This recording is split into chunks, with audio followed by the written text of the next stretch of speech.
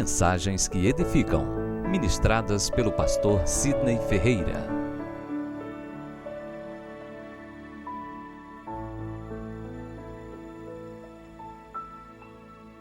Filipenses capítulo 2, primeiro versículo em diante.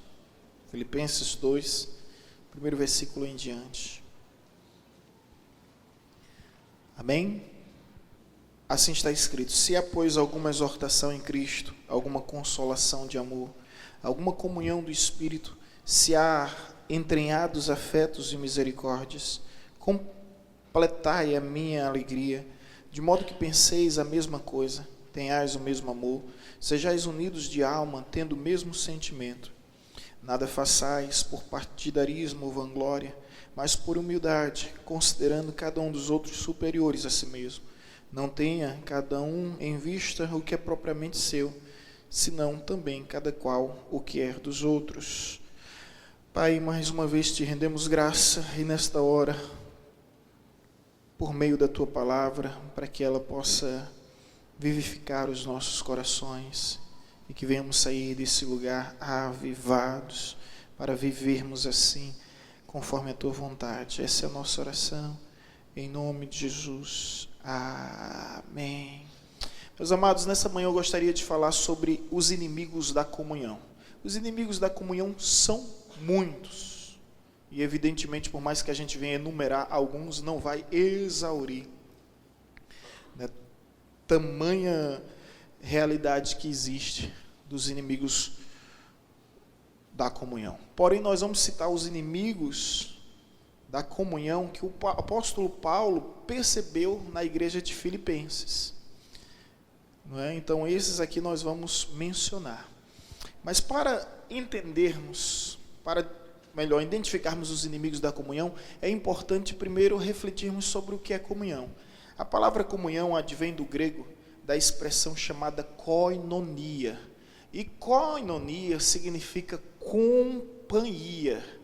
Essa palavra companhia está relacionada a companheirismo. E esta palavra significa aqueles que compartilham do mesmo pão, aqueles que têm companhia, aqueles que são companheiros. Então, o sentido da palavra koinonia é justamente aqueles que compartilham do mesmo pão. Se for pão doce, se for pão salgado, né, se for pão careca, pão dormido, seja qual for o pão, né, compartilham do mesmo pão. Foi posto sobre a mesa, nós vamos compartilhar desse pão que Deus tem para as nossas vidas. Então esse é o sentido da palavra comunhão. Aí justamente a raiz etimológica dessa palavra comunhão advém da história de que esse povo tem tudo em comum. Lembra de Atos 2? Esse povo tem tudo em comum. Se eles têm tudo em comum, quando a gente pega a expressão comum e coloca no aumentativo, esse povo tem o quê? Comunhão. Interessante, né? Ou seja, o que eles têm em comum é tão grande, né, chama tanta atenção, é tão expressivo que vai ser, nós vamos chamar de comunhão. Então isso é o que é comunhão.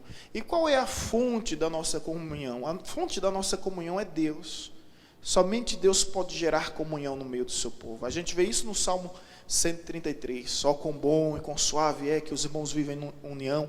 É como óleo precioso que desce sobre as barbas de Arão. Ou seja, desce, vem de cima para baixo. E depois vai dizer como orvalho que desce sobre o Monte Hermon. E vai descendo, vem de cima para baixo. Ali Deus ordena a sua vida e sua bênção para sempre. Então esse é o sentido da expressão comunhão, aquilo que nós temos em comum. E para vivermos em comunhão, o apóstolo Paulo nos apresenta em Filipenses capítulo 2 o que é necessário. Diz, pois se alguma exortação em Cristo. Gente, a comunhão não nos torna pessoas passivas, pessoas neutras. Não. Quem vive em comunhão, ele tem essa graça de exortar em Cristo. Em Cristo. A Bíblia vai dizer, exortai-vos uns aos outros, e a Bíblia não vai dizer, pastores, exortai, somente os pastores devem exortar, somente a liderança deve exortar, mas exortar uns aos outros, quando tem comunhão, existe o cuidado. Então, exortai-vos uns aos outros. Isso está escrito em Hebreus, e aqui a Bíblia vai nos dizer exortação em Cristo, ou seja, quando Cristo é a autoridade máxima, que nos autoriza a exortar uma pessoa. E exortar é aconselhar, é orientar, é instruir. E vai nos dizer alguma consolação de amor, é consolar em amor, no primeiro versículo, tá? Alguma comunhão do Espírito, essa comunhão vem do Espírito, se há entranhos afetos de misericórdia. O que são esses entranhos afetos? Em Colossenses capítulo 3, versículo 12, depois a gente volta para cá, tá? Colossenses capítulo 3, versículo 12 vai dizer: revesti-vos como eleitos de Deus, santos e amados, de ternos afetos, de misericórdia, de bondade, de humildade, de mansidão, de longanimidade, ternos afetos. Ou seja, fala desse afeto e fala que você tem que ser afetado. Você tem que ser afetado. Tem coisa mais afetada do que ósculos santos, gente. A Bíblia diz: saudai-vos uns aos outros com ósculos santos. E o que é ósculos santos? Beijo. É irmão beijoqueiro. Né? Os irmãos beijoqueiros, você vê como a comunhão é algo real, é algo vivo na igreja, né? Pelo menos segundo a recomendação. Então, a mesma coisa, tenhais o mesmo amor, sejais unidos de alma, não é somente unido em corpo, mas em alma, tendo o mesmo sentimento. Voltando ao primeiro versículo 1, final. Entranhados afetos, ou seja, ternos afetos, afetado.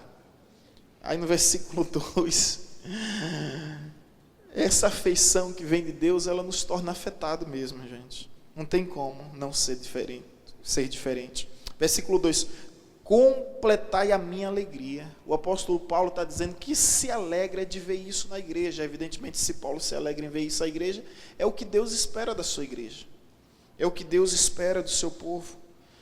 Então, Deus se alegra, podemos assim dizer, por inferência. Quando isso acontece no meio da comunidade, e quando a partir de então, olha que mistério, é possível sim. Eu não estou dizendo que é fácil. Amém? Os irmãos estão entendendo? É possível sim, porém, não é fácil. Aí vai dizer o seguinte: completai a minha alegria, de modo que pensais a mesma coisa. Quando é que Deus se alegra? Quando é que o apóstolo se alegra? Quando o povo pensa da mesma forma. Quando há um só pensamento no meio do povo. Oi? Quando existe a unidade de pensamento. E isso não é somente um texto isolado, existem outros textos que vão corroborar e ratificar com essa verdade. Então, unidade de pensamentos. Todos pensam a mesma coisa. E essa unidade, ela existe na multiformidade da graça de Deus, respeitando os limites que existem na tolerância, os limites da tolerância, mas comungando como um só corpo. Então vamos lá, a mesma coisa tenhais o mesmo amor, que o amor, a Bíblia vai dizer, não seja fingido, e que o amor seja o quê? Recíproco, a reciprocidade do amor. A Bíblia vai dizer isso em todo tempo, não é somente ser amado, mas amar. Todos querem ser amados, mas poucos querem realmente amar. E vai nos dizer mais: tenhais o mesmo amor, sejais unidos de alma e tende o mesmo sentimento. É incrível, a Bíblia pede para que a gente venha ter os mesmos sentimentos, ter os mesmos pensamentos. E também o Evangelho vai nos ensinar a falar as mesmas coisas, falar todos as mesmas coisas. Então, unidade no falar, unidade no pensar e unidade no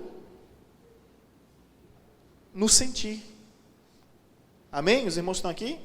Unidade no pensar, unidade no falar, unidade no sentir. Isso que é a igreja. É fácil? Não. É impossível? Não. Agora sim, vamos ver quais são os inimigos que impedem que isso venha acontecer. E esses inimigos precisam ser destruídos. Mas antes de citar o inimigo, é importante lembrar que Paulo está preso no cárcere das prisões de Roma.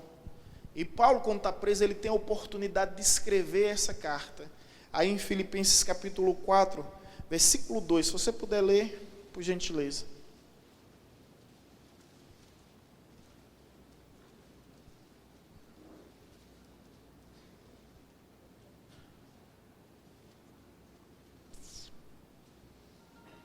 Olha só. Rogo a Evódia e rogo a Síntique, pense concordamente no Senhor. Tinha duas irmãs que estavam dando trabalho na igreja. Eis aí também uma sugestão de nomes para quem de repente deseja colocar nos filhos, né? Evódia e Síntique. Olha aí. E essas irmãs estavam se degladiando dentro da igreja de Filipenses. Como é isso? Os historiadores vão dizer o seguinte: quando o culto era na casa de Evódia, Síntique não ia. Quando o culto era na casa de Síntique, Evódia não ia. Toda semelhança com os dias atuais é total coincidência. Nesse caso. E as irmãs estavam disputando, brigando, e isso estava ferindo a unidade da igreja, porque uma raiz de amargura contamina toda a congregação. Não importa o tamanho da congregação. Uma raiz de amargura contamina toda a congregação. E aí o apóstolo Paulo vai exortar essas irmãs. Então você vai ver que Paulo está tendo uma dificuldade com a igreja de Filipenses em relação à unidade. E Evódia e Síntique estão disputando, e sem perceber, estão feitas aquelas, foi passado aqui no vídeo, estão feitas aquelas costas distraídas, né, disputando por coisas irrelevantes e insignificantes, enquanto o inimigo se aproxima. Aí a gente volta agora para Filipenses capítulo 2, e vamos identificar quais são os inimigos da comunhão. Primeiro inimigo,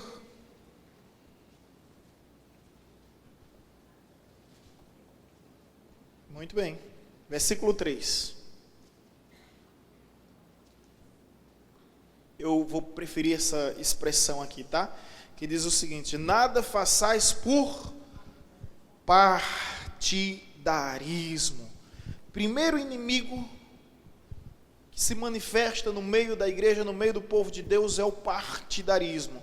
É a pessoa, o evangelista Marcondes citou aqui, que só faz aquilo que é em prol do seu ministério, ou em prol do ministério que ela se identifica mais. A visão dela não é visão de reino. A visão dela, infelizmente, é uma visão de tribo. Você percebe que Deus dividiu a nação de Israel em 12 tribos. Porém, quando o povo estava em guerra, não existia tribos distintas. Todas aquelas tribos se tornavam uma nação, como de fato era e tinha que ser, uma só nação. Então, quando o apóstolo Paulo diz, nada façais por partidarismo, porque existem irmãos que eram do partido de Síntique, e existia irmãos que eram do partido de Evódia, e a igreja estava dividida. Gente, não é a primeira vez que esse espírito maligno se manifesta. Esse espírito maligno se manifestou em Coríntios, quando a igreja está discutindo, a igreja está dizendo, eu sou de Paulo, vocês lembram? Eu sou de Apolo, eu sou de Cefas, que era Pedro, e outros diziam, eu sou de Cristo. Lembra desse texto? Se fosse você seria de qual partido ali? Hã?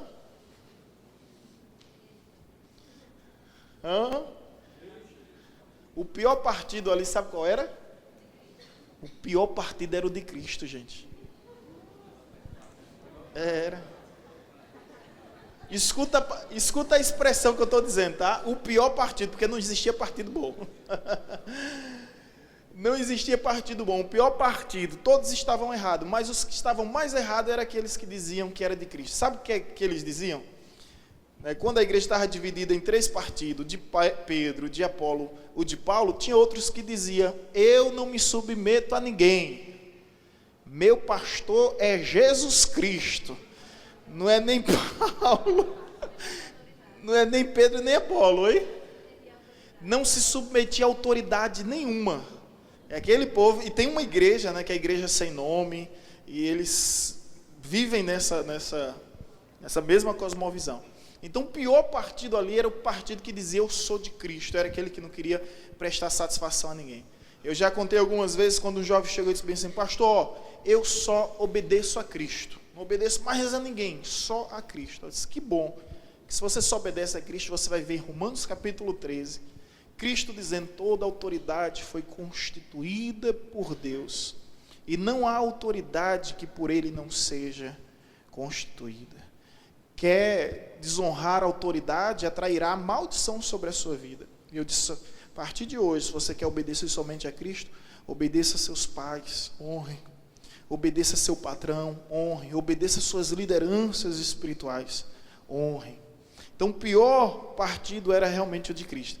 Às vezes eu ouço em alguns lugares irmãos ministrando, nós somos do partido de Cristo, nós não somos nem de Pedro, nem de Apolo, nem de Paulo, nós somos todos de Cristo.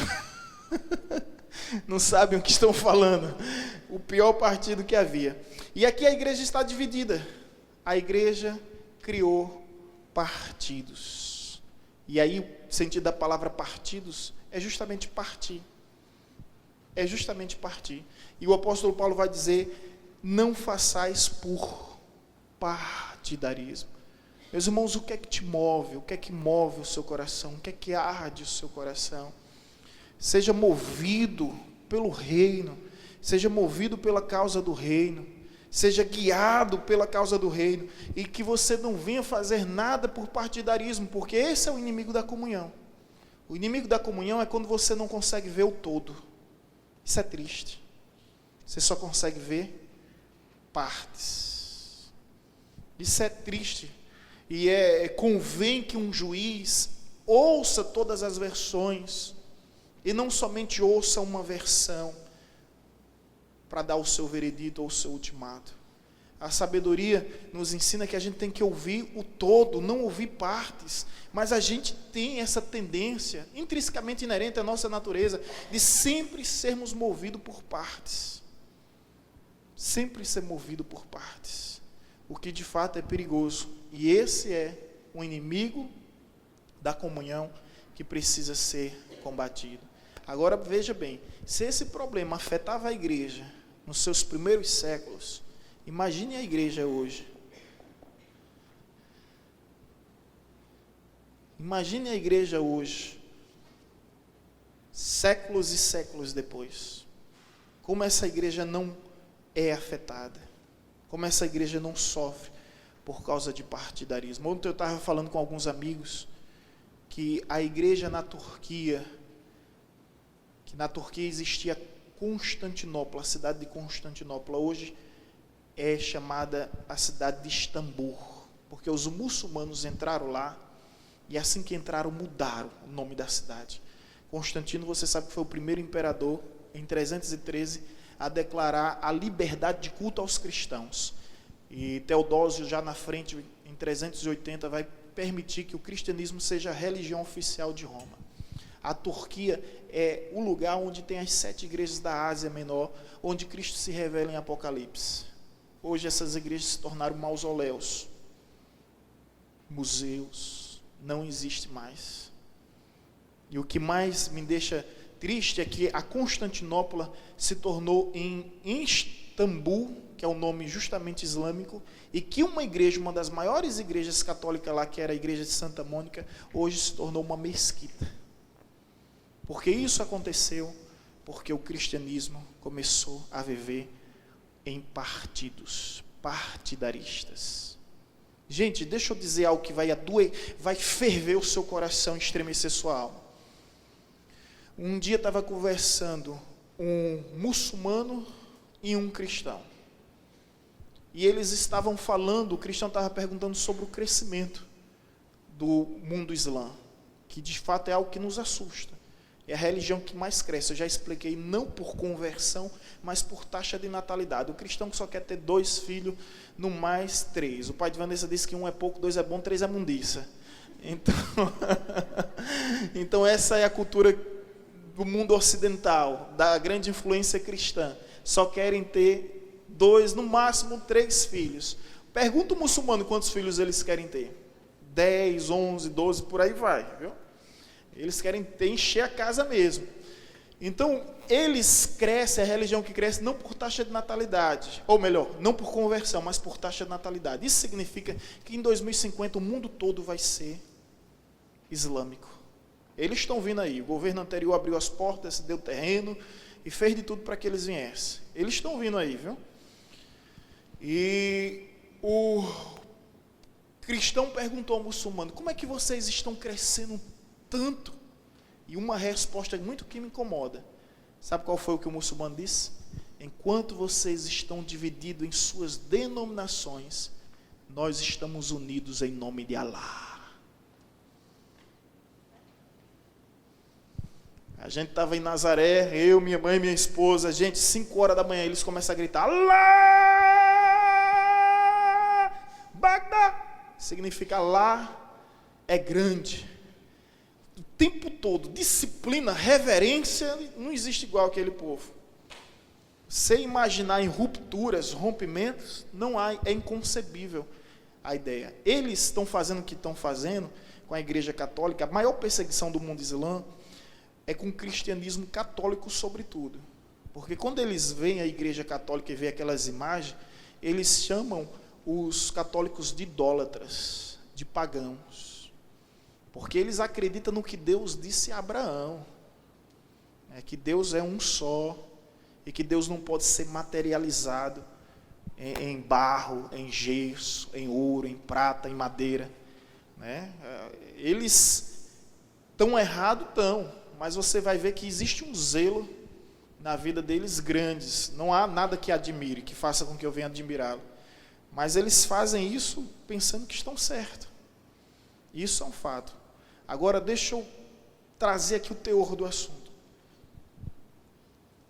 Istambul se tornou, ou melhor, Constantinopla se tornou Istambul. Uma igreja se tornou uma mesquita. Por quê? Porque os irmãos não vigiaram com esse inimigo da comunhão, que é qual?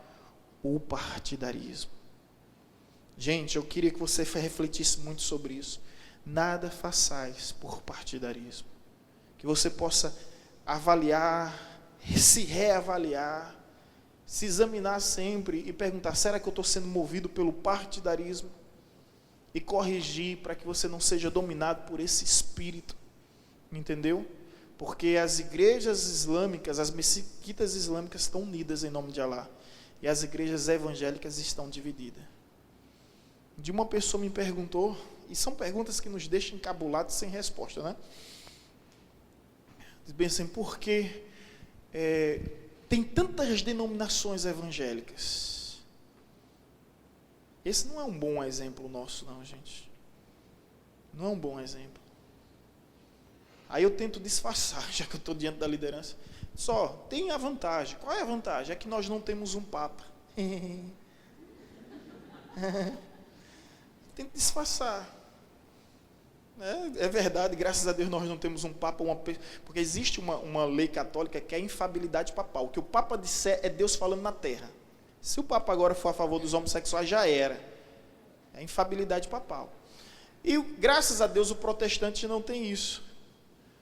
Graças a Deus não existe uma pessoa a ser venerada, a ser cultuada. Porém, olha aí o problema. Eu vou ter que explicar melhor isso, tá? Porque o pastor, o pregador é como um cirurgião. Se ele abrir o ponto, ele tem que fechar bem certinho. A reforma conseguiu algo extraordinário. O que foi que a reforma conseguiu? Levar a Bíblia para o povo. Isso é fato. Antes a Bíblia era aprisionada e somente o clero tinha acesso à Bíblia. Os leigos não tinham nenhum acesso. Porém, existia um efeito negativo da reforma. E os reformadores não pensavam nisso, porque os reformadores ensinaram, sabe o quê? Liberdade de leitura e não liberdade de interpretação. Liberdade de leitura. e não liberdade de interpretação. E aí, na medida que a Bíblia vai sendo concedida, o que ocorreu? A liberdade de interpretação. Que no cânon judaico isso nunca foi permitido. A gente vai voltar para Filipenses. Mas vamos voltar aí um pouco atrás, vamos para Malaquias.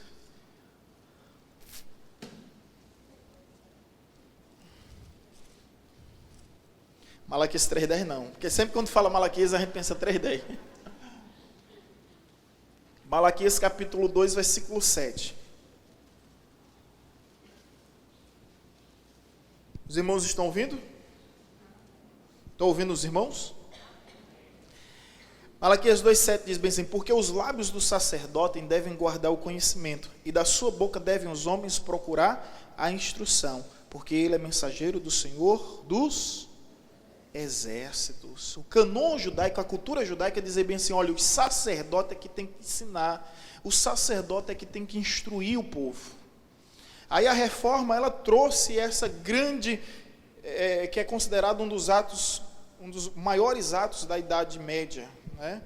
Que foi justamente a liberdade de leitura, ou seja, toda a influência da Igreja Católica, que causou muitas rupturas no mundo econômico, político, enfim. Mas os reformadores, eles estavam dando liberdade de leitura, não liberdade de interpretação. Os irmãos estão entendendo, não é? Aí, bem, pastor, mas no Novo Testamento todo mundo é sacerdote. O sacerdócio é real, no sentido de acesso a Deus. Porém, você não pode esquecer que a Bíblia vai dizer: e Deus deu uns para mestres. Nem todos são mestres, não é? Efésios vai dizer bem assim: Deus deu uns para mestre, outros para pastores, evangelistas, profetas e apóstolos. Ah, pastor, mas eu quero ser mestre. Bom, a Bíblia diz que haverá maior juízo sobre os mestres. Deixa eu ver quem foi que escreveu isso. Deixa eu me lembrar. Eu acredito que foi o pastor Tiago. Deixa eu ir à epístola de Tiago.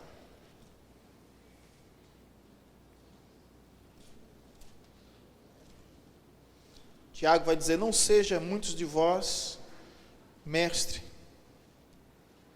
sabendo que haverá maior juízo. Tiago, pastor Tiago, capítulo 3. Ah, eu sou mestre.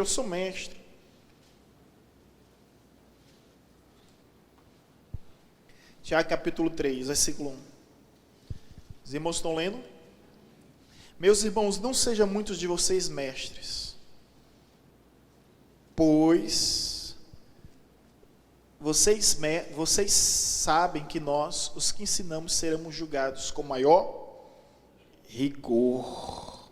Nessa versão vai dizer: meus irmãos, não vos tornei muitos de vós mestres, sabendo que havemos de receber maior juízo. Posso fechar o ponto agora?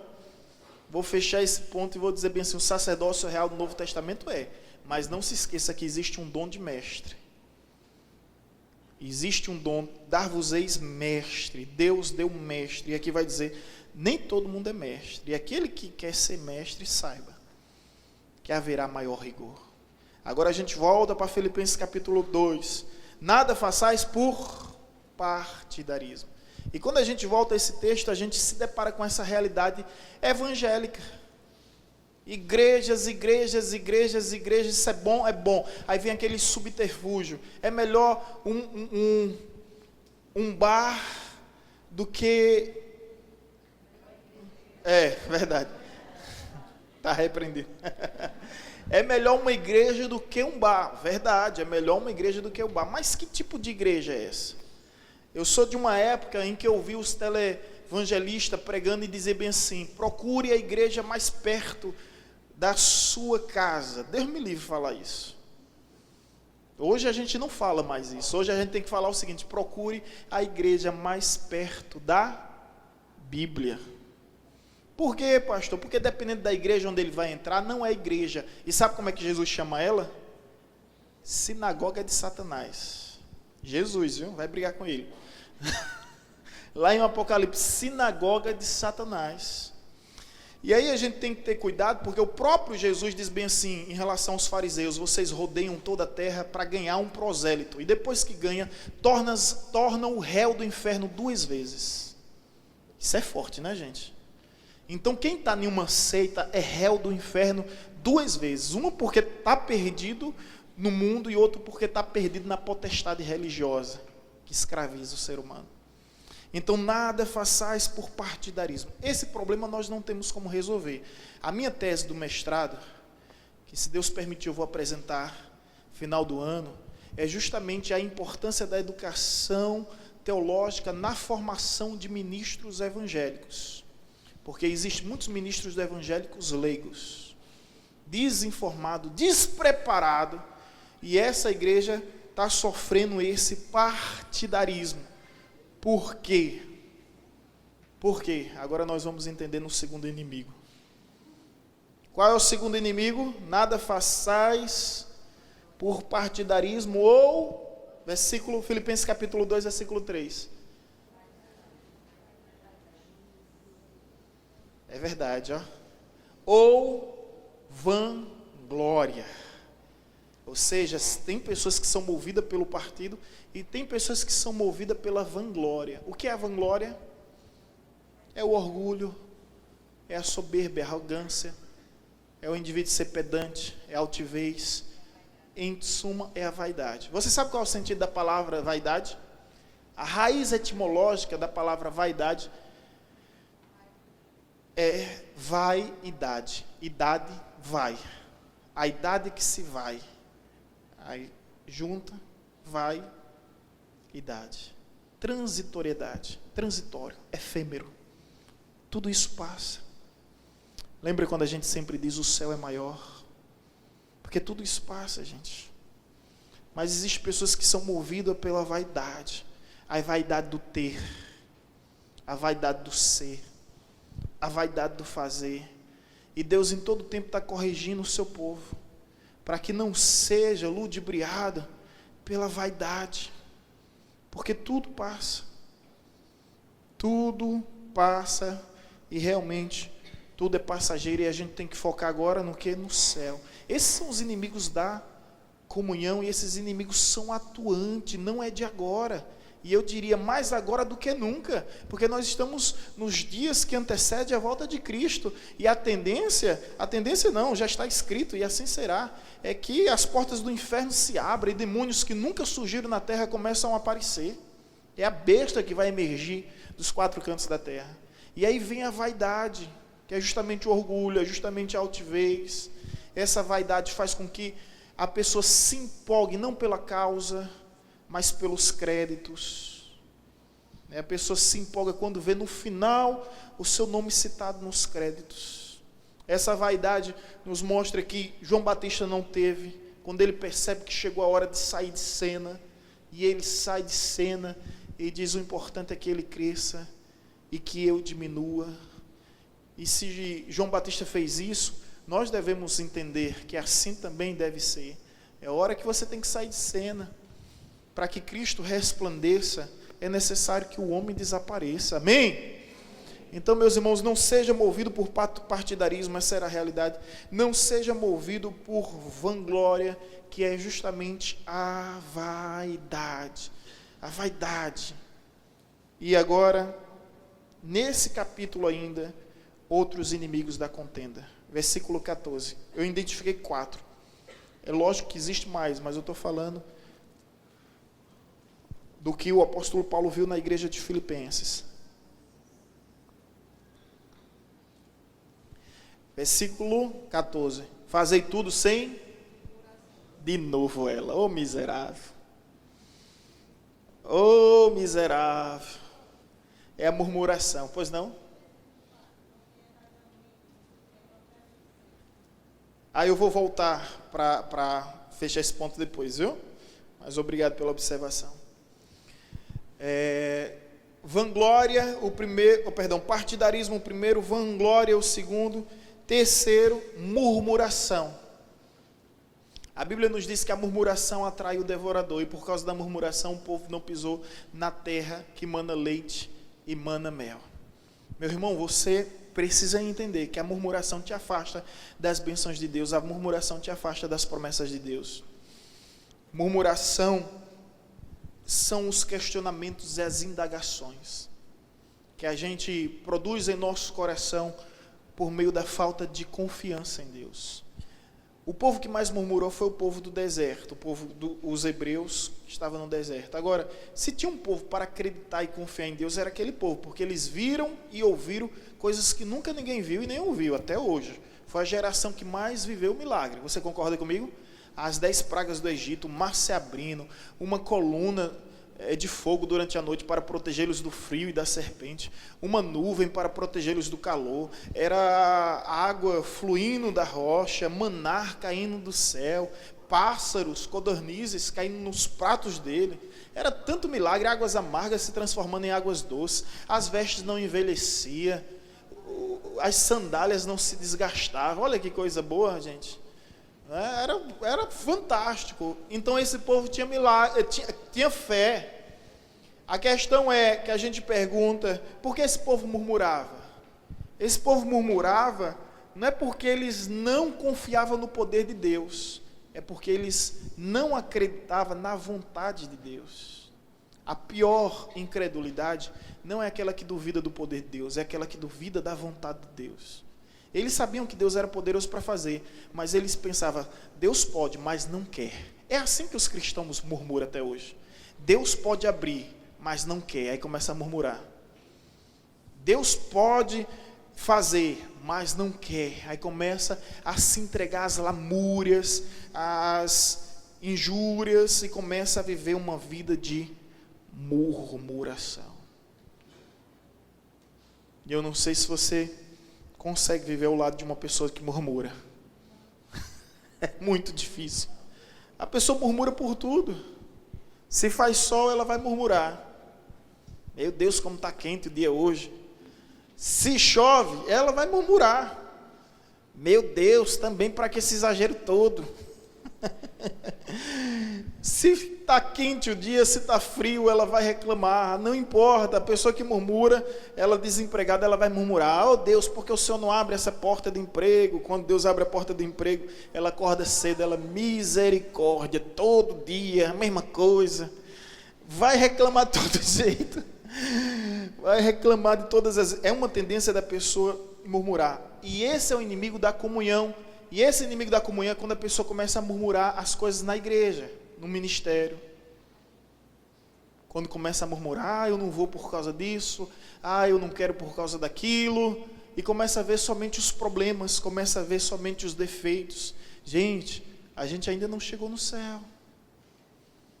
Não se esqueça que a igreja é a arca, é igual a arca de Noé. E sobre isso Agostinho disse o seguinte, eu não consigo esquecer essa frase: a gente suporta o desconforto do lado de dentro por causa do juízo do lado de fora. Entendeu? Imagine você na arca, o quanto é desconfortável. 40 dias, 40 noites, 120 dias ao todo dentro daquela arca.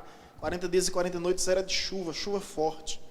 Não sei se você já navegou, mas causa ânsia de vômito, causa agonia. Não é fácil navegar. E principalmente sobre os dilúvios, né? Sobre as fortes ondas, os tsunamis lá. Mas a gente suporta o desconforto do lado de dentro por causa do juízo do lado de fora. Entenda, quem estava do lado de fora queria entrar e não podia. Mas quem estava do lado de dentro podia sair, se assim quisesse. Não sei se você já se deparou com uma pessoa chegar para você e dizer bem assim: eu queria ser crente, e chorar, mas eu não consigo. Você pega, abraça essa pessoa e chora com ela. Você não sabe o que dizer para ela. Eu queria ser crente, eu queria estar lá, mas eu não consigo. As lutas, as garras do inimigo sobre a vida dessa pessoa, e essa pessoa sabe o que é certo, gostaria de estar, mas se encontra aprisionada no mundo. Então, nada façais com murmuração. Os irmãos estão entendendo? E agora, por fim, quarto inimigo, qual é? Contenda. Contenda é a dissenção, são dissensões e são facções. É o espírito da rebelião que causa divisão dentro da igreja. É isso que faz com que irmãos fiquem intrigados. Gente, deixa eu dar um conselho se você é intrigado do seu irmão. Vai para o mundo. Vai pecar. Porque Jesus está voltando e você vai ficar, meu filho. Então vai aproveitar os prazeres transitórios do pecado. Estou dando conselho do pastor. Vai aproveitar os prazeres transitórios do pecado. Porque se você é intrigado do seu irmão, quando Jesus chegar, você fica. Você fica. E aí, se você está na igreja somente como um religioso, eu vou dizer a você, não vale a pena.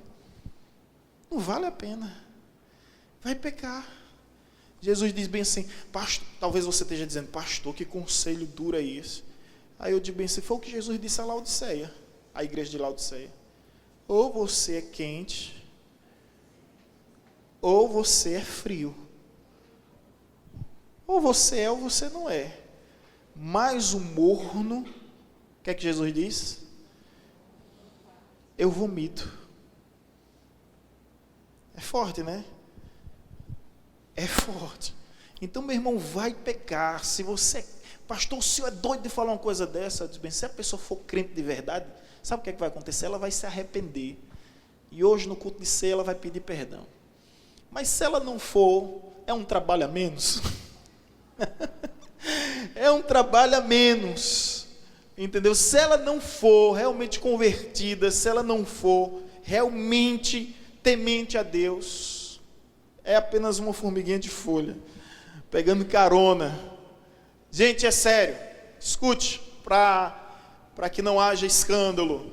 Foi Jesus que disse, ou você é quente, ou você é frio, porque eu morno, estou pronto a vomitar. Ou você é, ou você não é. No reino não existe neutralidade. Quem não é por mim, é contra. Quem comigo não junta, espalha. Então, é decisão. Cristo nos chama para uma vida de decisão. Para uma vida de decisão. E o que a Bíblia vai nos dizer é que o inimigo da comunhão é justamente contendas. E a contenda, gente, ela precisa ser amputada do nosso meio. Falo como igreja em termos geral. Contenda. Quantas contendas existem por coisas tão banais, por coisas tão triviais, quando o foco de fato não é o reino? Agora sim, Márcia. Aí a gente volta lá para o versículo 4. Como resolver tudo isso? Ótimo. A pastora está lembrando aqui que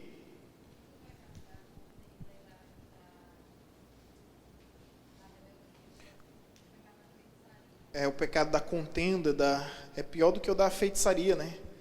A Bíblia vai nos dizer. E a Bíblia vai dizer o seguinte: 6 coisas Deus aborrece e a 7ª a sua alma abomina. Qual é? Está escrito em Provérbios. 6 coisas Deus aborrece e a 7ª ele abomina. Deus abominar uma coisa, gente, é forte, viu? Porque quem é mais misericordioso do que Deus? Quem é mais benigno, paciente, longânimo do que Deus? E se Deus abomina, 6 coisas Deus aborrece, e a 7ª, a sua alma abomina, aquele que semeia contenda entre os irmãos. Eu já semeei contenda, viu, gente? Você lembra dessa história? Sempre conto. Foi lá na sala do seminário, primeiro ano.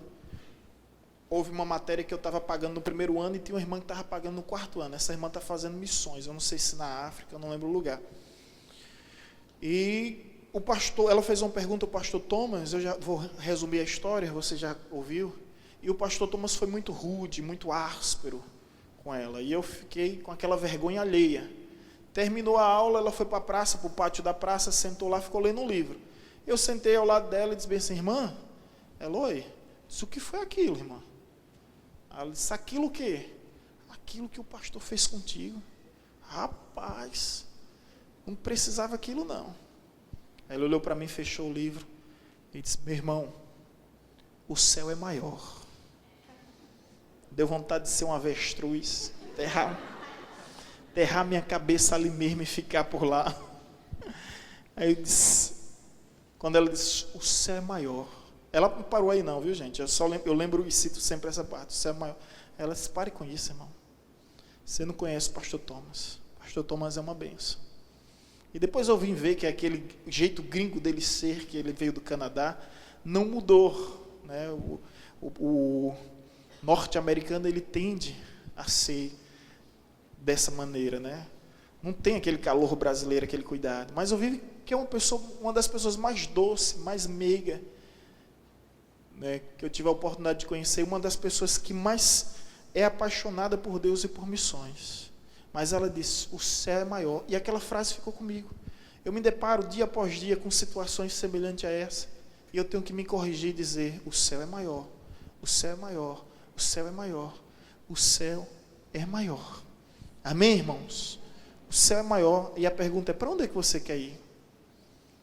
Eu quero ir para o céu. Eu não vou permitir que nada me impeça de chegar na presença do meu mestre querido. Versículo 4. Nada tenha, ou melhor, versículo 3 ainda, né? Considerando cada um dos outros superiores a si mesmo. Como? Apresentamos os inimigos da comunhão, agora como vencer? Simples. Simples. É quando você considera o outro superior a si mesmo. Olhe para o seu irmão que está ao seu lado, se você for capaz, diga isso a ele. Você é melhor do que eu.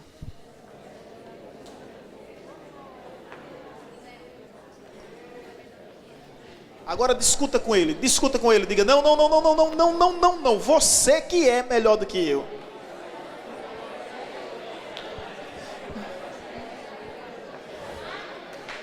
Ô, glória. Pronto. Acabou com todos os inimigos da comunhão. Não existe mais inimigo da comunhão. Oi? E apoio?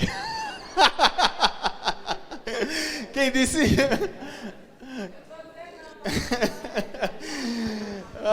Gente, olha só, veja bem.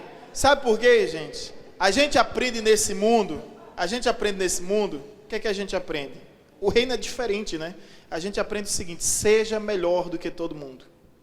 Você tem que ser melhor do que todo mundo. Aonde você for, você tem que ser melhor, você tem que ser o melhor, você tem que ser o melhor. Esse é o discurso que permeia os nossos corações, que afronta todos os dias.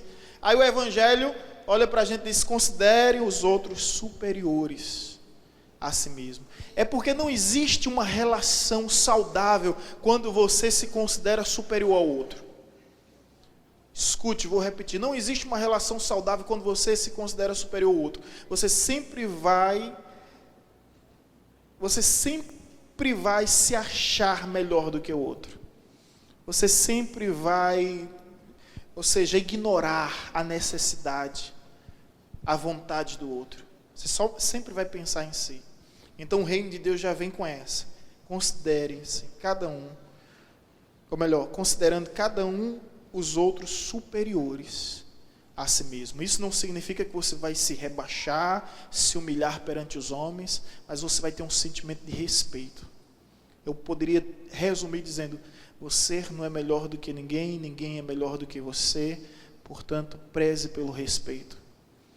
É isso que o apóstolo Paulo está querendo dizer, que haja um respeito mútuo no meio da comunidade. Aí versículo 4 vai dizer, não tenha cada um em vista o que é propriamente seu, senão também cada qual o que é dos outros. Você já não vai procurar aquilo que é seu. Sua visão já não é individual, sua visão é coletiva. Você não vai pensar no bem próprio, você vai pensar no bem comum. Bem comum. Ou seja, não tenha cada um em vista o que é propriamente seu, senão também cada qual o que é dos outros. Você não vai pensar no bem próprio, no bem pessoal, mas no bem coletivo, no bem comum. Então você faz parte do ministério, você vai respeitar o bem comum. Você faz parte da igreja, você vai respeitar o bem comum. Ainda que esse bem comum vá de encontro com sua vontade, vá de encontro com seus desejos, vá de encontro com seus projetos e propósitos. Você vai respeitar. Agora deixa eu concluir só dizendo algo, irmãos. A igreja primitiva, está escrito lá em Atos, que eles perseveravam na comunhão. E é isso que Deus espera de nós, que nós venhamos perseverar na comunhão. E foi a igreja que mais viveu milagres. Sabe qual é o nosso problema? Nós queremos viver os milagres, mas nós não queremos ter as mesmas atitudes. Nós queremos viver os mesmos milagres da igreja primitiva de Atos, mas nós não queremos viver na mesma dimensão, nas mesmas atitudes. Eles perseveravam na comunhão. Quando a Bíblia diz perseverava na comunhão, é porque comunhão não é fácil. Você só persevera por algo que realmente é difícil. Você vai persistir. Então comunhão não é fácil, são personalidades divergentes, aprendendo a conviver todo dia, toda hora. O que é que a Bíblia nos diz acerca disso? Que os espirituais corrija com espírito de brandura. Que os crentes fortes, quem é crente forte aqui? Suporte as fraquezas dos fracos. A Rick Warren, naquele livro Uma Igreja, Uma Vida com Propósito, que se tornou um best-seller, ele vai dizer, como é que você pode dizer que ama, se você não teve a oportunidade de odiar? Então, como é que você pode dizer que perdoa, se você não teve a oportunidade de se vingar? Como é que você pode dizer que se reconcilia com alguém, se você não teve a oportunidade de romper? Em outras palavras, Deus vai permitir, Deus vai permitir circunstâncias adversas para que a gente venha frutificar a maturidade cristã diante dessas situações. Eu vi uma história de um pastor pastoreando ovelhas, um rebanho em Israel, e ele disse o seguinte: quando as ovelhas estavam muito comportadas, muito quietas, elas tinham uma grande tendência a ficar doentes, porque elas mal andavam, elas ficavam paradas o tempo todo, só se alimentando o tempo todo. Aí o pastor, sabe o que é que o pastor fazia com esse rebanho? Pegava um bode e colocava no meio desse rebanho, para que nenhuma ovelha ficasse sedentária, nenhuma ovelha ficasse sem ter o que fazer, ociosa, que não houvesse ovelhas indolentes. Oi? Acomodada. Aí ele colocava um bode. Deixa eu te dizer uma coisa, quando eu li essa história eu pensei, às vezes Deus permite um bodezinho no meio do rebanho. É o bode que nos faz orar, que nos faz jejuar, que nos faz ler mais a Bíblia. Alguns bodes se levantam. O que seria, gente, de Ana? Lembra de Ana, esposa de Elcana? O que seria de Ana se não fosse Penina? Oh, Jesus, levanta as Peninas. Penina estava lá perturbando Ana, e Ana, por causa de Penina, começou a orar. Começou a orar, e ali começou a produzir um milagre. Começou a orar e produzir um milagre. Aí eu digo igual a Luísa, eu preguei aqui na quinta-feira, e o líder dos jovens, quando eu chego no retiro, pregou a mesma mensagem. A gente não combinou nada. Ele disse, na noite em que foi traído, tomou o pão, tendo dado graça, ele deu graça. Na noite mais difícil da sua vida, na noite da traição, sabendo que um amigo íntimo ia lhe trair, e ele teve força, graça, sabedoria da parte de Deus, de dar graça. Ei, será que nós temos dado graça a Deus por tudo? Pelas provações, pelas perseguições, será que nós somos capazes de dar graças a Deus e confiar o curso da vida, os rumos do nosso destino nas mãos do Criador? Saber que nele nós podemos descansar, que ele sabe o que faz, ele está no controle de tudo. Amém, irmãos? Então vamos vencer os inimigos da contenda, mas vamos saber, os inimigos da comunhão, mas vamos saber que infelizmente isso vai acontecer. Só uma frase que eu ouvi um dia, que dizia o seguinte, que a maior ameaça da igreja não era a heresia. A heresia amadurecia a igreja. E o apóstolo Paulo vai dizer, é necessário que haja heresia em nosso meio para que os fiéis se manifestem. A maior ameaça da igreja não é a heresia, porque a heresia amadurece a igreja. A maior ameaça da igreja não eram as perseguições, porque as perseguições multiplicavam a igreja. Tertuliano já chegou até a dizer que o sangue do mártir é a semente da igreja. Morria um hoje, amanhã se convertia 10, se convertia 100. Então não eram as perseguições, e as perseguições os irmãos lembram, os irmãos eram crucificados, apedrejados, não é? Vocês lembram? Então a maior ameaça da igreja não são as divisões, ou melhor, não são as heresias amadurecem, não são as perseguições multiplicam, não são as provações fortalecem. A maior ameaça da igreja qual é? Qual é? Sempre foi. É a falta de comunhão.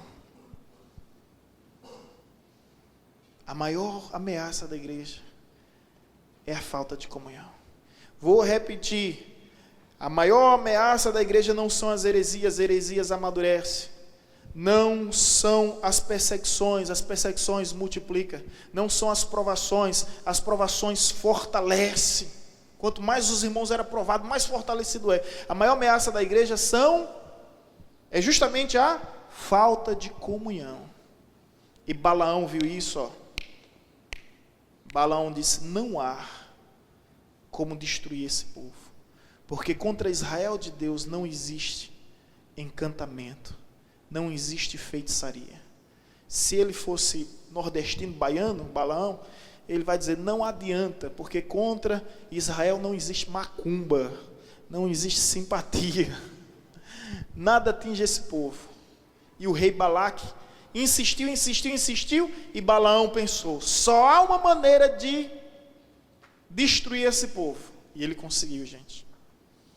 Vamos nos infiltrar no meio deles, vamos nos disfarçar que somos um deles, e vamos levar as nossas melhores mulheres para eles. E assim conseguiu. O inimigo só encontra espaço, vez e lugar em nosso meio quando ele se infiltra sutilmente. E eu não sei se você lembra a história, permita-me agora concluir. Os filhos de Israel receberam o povo do reino de Balaque, através das instruções de Balaão. Eles começaram a dizer que gostava do Deus de Israel, que tinha simpatia por tudo que Deus fez em Israel, trouxeram as melhores mulheres. A Bíblia era muito clara que os israelitas não poderiam se deitar com nenhuma mulher estrangeira. Eles começaram a se deitar, e aí começou o pecado da prostituição, e Deus se afastou do seu povo. Aí surge nessa história Finéias. Lembra do que Finéias fez? Está lá um judeu com uma mulher gentílica de uma outra nação, na tenda, no ato sexual. Aí vem Finéias, pega uma lança, e invade aquela tenda e crava aquela lança nos dois. Forte essa cena, né, gente? É muito forte. É muito impressionante. Mais impressionante é o que Deus disse. Hoje eu cesso a praga sobre os filhos de Israel, porque um homem se levantou para fazer o bem.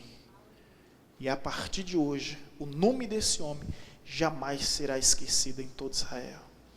Às vezes, como Finéias, a gente tem que dar uma de doido, gente. A gente tem que dar uma de maluco. E não adianta dizer somente, ei, pare de fazer isso. Papai do céu está vendo, viu? Papai do céu vai ficar triste. Papai do céu vai castigar. Às vezes a gente tem que agir como Finéias. Eu não estou falando no sentido literal, mas agir como Finéias de uma maneira brusca, rude, mas para que a praga não venha se proliferar e venha contaminar a todos. Meus amados, que essa palavra seja uma palavra para a nossa meditação, para a nossa reflexão, e que os irmãos venham entender que os inimigos da nossa comunhão estão atuantes.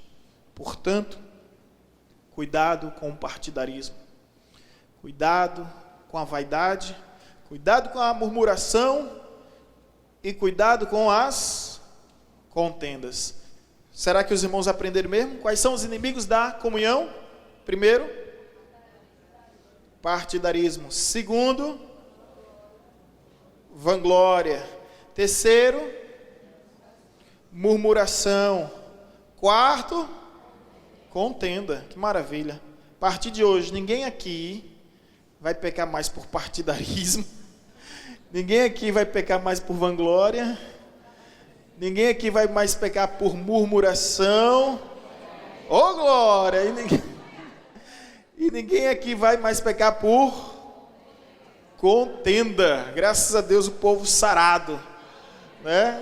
E a Bíblia vai nos dizer no final: tende em vós, versículo 5, tende em vós o mesmo sentimento que houve também em Cristo Jesus. Seja a atitude de vocês a mesma de Cristo Jesus. Ou seja, houve partidarismo em Jesus? Alguém viu partidarismo em Jesus? O partido de Jesus era os céus. Houve vanglória em Cristo Jesus? A glória que ele buscava era a glória do alto. Houve murmuração em Jesus? Nunca, né, gente? Apesar de sofrer todas as injúrias e as infâmias, escute, como um cordeiro em silêncio, ele foi levado ao matadouro. Você já viu um cordeiro sendo levado ao matadouro? Existe na internet, coloca lá. Ele baixa a sua cabeça, ele começa a chorar, e ele é levado ao matadouro, e ele não reclama. Você não vai ver a ovelha balindo nessa hora, ela vai ficar quieta. Agora pega um porco e leva para o matadouro para tu ver. Pensa. Como é, Niquel? Faz aí para ficar gravado aqui. Como é? Isso é gato já. É um barulho ensurdecedor, é uma agonia infeliz. É o porco sendo levado ao matadouro. Que diferença existe entre os cordeiros e os porcos? Então Jesus não teve murmuração e Jesus não teve contenda. Ei, quem é o nosso referencial de vida? Jesus. É Ele que nós estamos seguindo. Eu espero que em nome de Jesus nós venhamos estar atentos, porque o inimigo de nossas almas está ao nosso derredor, rugindo como um leão o tempo todo. Queria pedir aos irmãos que, vamos cear agora, mas eu queria pedir aos irmãos, fechem as brechas, irmãos. Fechem as brechas. Tem muitas brechas em ministérios aqui abertas. Ministérios que não se dão bem uns com os outros. Ministérios que não estão sendo movidos pelo reino, mas movidos por tribo. Ministérios que não estão sendo movidos pela causa, mas por casos. Que não estão sendo movidos por todo, mas por parte. Isso é tão prejudicial à saúde da igreja. A gente vai tolerando, mas isso vai minando. E como um cupim, é assim o mal, se alastra, e quando você vai perceber, já é tarde demais. Um abismo chama outro abismo, e uma bola de neve se torna em uma avalanche. Aí depois você vai tentar controlar, já é tarde demais. Então vamos rogar a Deus pela comunhão, mas nós vamos preservar esta comunhão em todos os ministérios de faixa etária. É uma engrenagem, gente, é uma engrenagem. O que é que acontece? O ministério infantil prepara as crianças para o ministério de adolescente. O ministério de adolescente prepara para o ministério de jovens. O ministério de jovens vai definir para o ministério de homens, para o ministério de mulheres. Os homens e mulheres casados vão ser acompanhados pelo ministério de família. E depois a terceira idade, sendo acompanhado pelos líderes responsáveis pela melhor idade. É um contribuindo para com o outro. Entendeu? Da mesma forma os outros ministérios, seja louvor. A igreja só tem um ministério de louvor, um só. Um só. Agora nós estamos separados por questões estratégicas. Questões estratégicas. Eu não quero ver ninguém parado, não quero ver dom enterrado. E se essa igreja tivesse somente um ministério de louvor, imagine quantos jovens não teriam seus dons aí. Hoje nós temos 6 ministérios de louvor e eu me alegro muito com isso. Mas a gente tem que ter o cuidado, porque o inimigo não está satisfeito com isso. O inimigo não está satisfeito. Temos o ministério de teatro, temos o ministério de dança, e temos que prezar por essa coinonia. Aí temos o ministério dos diáconos, dos obreiros, e tantos ministérios, como o ministério da recepção, que é de extrema importância, quando a pessoa entra na igreja, ela ser bem atendida, ser bem recepcionada, e os diáconos instruir ela para um lugar, para que ela possa sentar. Ou seja, todos nós estamos focados em um só propósito, que é o reino de Deus. Você que é líder de ministério, deixa eu aproveitar essa oportunidade. Participe dos congressos de outros ministérios, gente. Participe. Participe.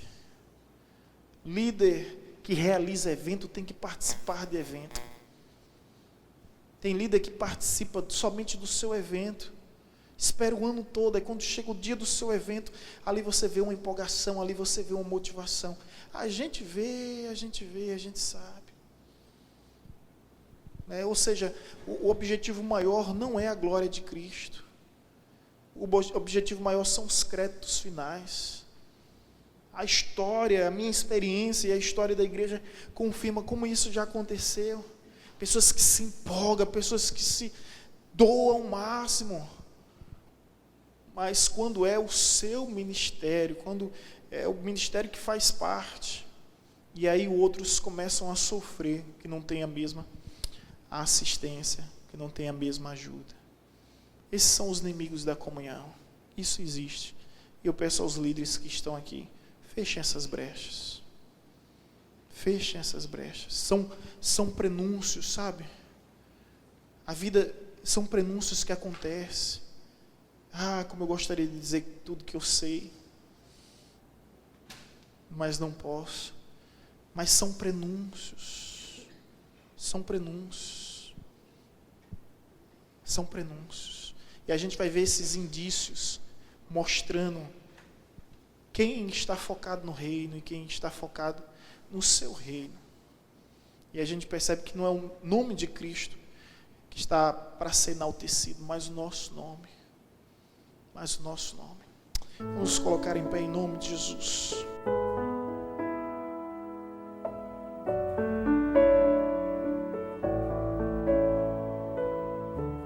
Você acabou de ouvir uma mensagem ministrada pelo pastor Sidney Ferreira, da Igreja Batista Evangelizadora.